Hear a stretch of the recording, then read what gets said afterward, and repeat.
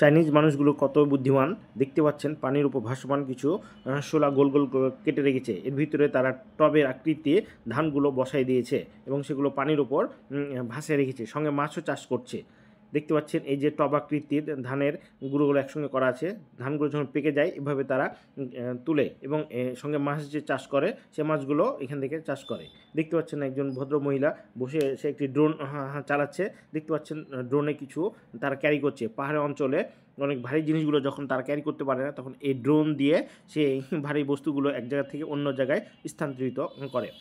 মজার জিনিস দেখতে পাচ্ছেন, একজন ভদ্রমহিলা যেদিকে যাচ্ছে পিছনের জিনিসটি সেই দিকে যাচ্ছে। চমৎকার একটি জিনিস দেখতে পাচ্ছেন, একটি 2 চাকার ছোট গাড়ি, যেটি একটি হ্যান্ডেল রয়েছে, হ্যান্ডেলটি উঁচা নিচা করা যায় এবং যে কোনো জায়গায় খুব সহজে যাওয়া যায়। কি চমৎকার একটা আবিষ্কার! দেখতে পাচ্ছেন এই বস্তুটি মনে হচ্ছে যে এটি কোনো একটি বেড়া, কিন্তু আসলে এটি কোনো বেড়া নয়, এটি একটি হচ্ছে গাছ। এই গাছটিকে দেখেন কি সুন্দর করে সাজানো রয়েছে, হয়তো কোথাও ডেলিভারি দিবে সেই জন্য সুন্দর করে রেডি করছে। দেখতে পাচ্ছেন একটি টব আকৃতি সুন্দর জিনিস, আসলে এটি কোনো জিনিস নয়, এটি গাছ।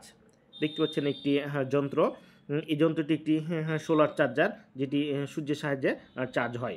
দেখতে পাচ্ছেন এখানে সোলারের প্যানেলগুলো রয়েছে এবং এই পাশে একটি ইউএসবি পোর্ট রয়েছে, এই পাশেও একটি ইউএসবি পোর্ট রয়েছে। দেখতে পাচ্ছেন দুটি ফোন একসঙ্গে চার্জ হচ্ছে। কোনো বিপদে পড়লে এই চার্জার সোলারটি আপনি ইউজ করতে পারবেন। পিছনেও একটি লাইটের সুযোগ রয়েছে, লাইটও জ্বলে, আপনি যে কোনো জায়গায় ক্যারি করতে পারবেন। এটি একটি মজার চুলা, যে 3টি অংশ রয়েছে। উপরের অংশটি দেখতে পাচ্ছেন রান্না হচ্ছে, এখান থেকে আগুন বের হয়, রান্না হচ্ছে। আর নিচের অংশে এখান দিয়ে আপনি খড়ি ভিতরে প্রবেশ করাবেন এবং সামনের একটি অংশ রয়েছে বাম সাইডে, সে অংশ দিয়ে যে ছাইগুলো থাকবে সেগুলো চলে যাবে। Thank you.